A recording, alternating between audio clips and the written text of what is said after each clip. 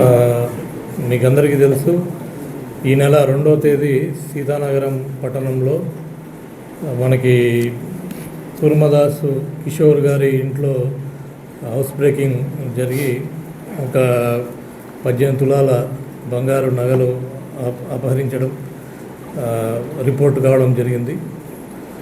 తర్వాత పక్కనే దగ్గరలో ఉన్నటువంటి వక్కలగూడ సురేష్ గారు కూడా ఆ ఇంట్లో కూడా తలుపులు పగలగొట్టుకొని అల్మారా బ్రేక్ చేసి ఒక 24 తులాల దాకా ఆభరణాలు పోయినాయనేసి కంప్లైంట్ ఇవ్వడం జరిగింది. ఈ 2 కేసులు కూడా క్రైమ్ నెంబర్ 67, 68గా రిజిస్టర్ చేసి ఇన్వెస్టిగేషన్ ప్రారంభించడం జరిగింది.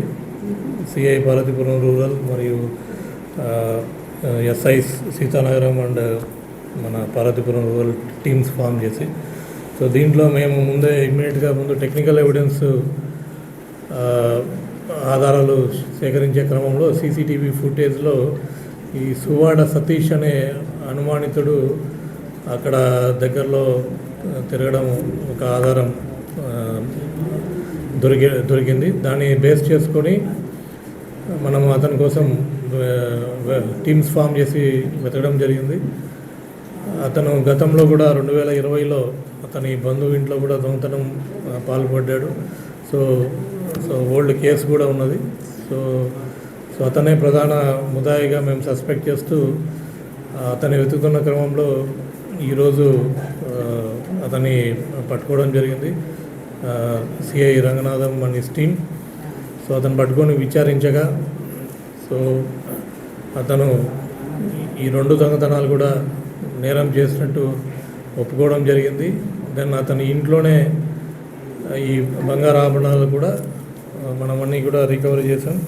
ఈ క్రైమ్ నెంబర్ 27/2026లో ఒక లాకెట్టు, మంగళసూత్రము, ఒక బొమ్మల లాకెట్టు, తెల్ల పూసలు, నేను ఉంగరాలు, 9 ఉంగరాలు, ఇవన్నీ కూడా రికవరీ చేయడం జరిగింది. ఇంటాక్ట్ 18 తులాస్. అండ్ అదేవిధంగా మన వక్కలగూడ సురేష్ అతని ఇంట్లో పోయిన 24 తులాల బంగారు కూడా ఇంటాక్ట్గా వేరియస్ ఆభరణాలు రికవర్ చేయడం జరిగింది. ఈ కేసును వెంటనే ఛేదించి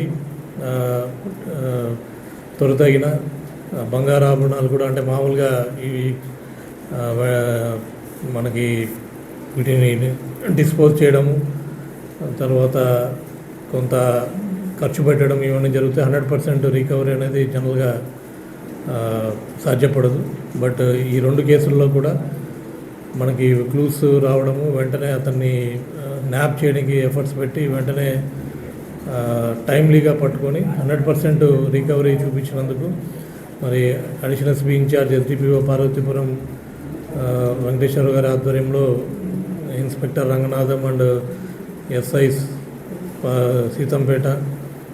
సీతానగరం మరియు పార్వతీపురం రూరల్ సిబ్బంది, ఈ క్రైమ్ పార్టీ సిబ్బంది అందరినీ కూడా అభినందిస్తూ వారికి రివార్డ్స్ కూడా మంజూరు చేయడం అయినది. Thank you. All over.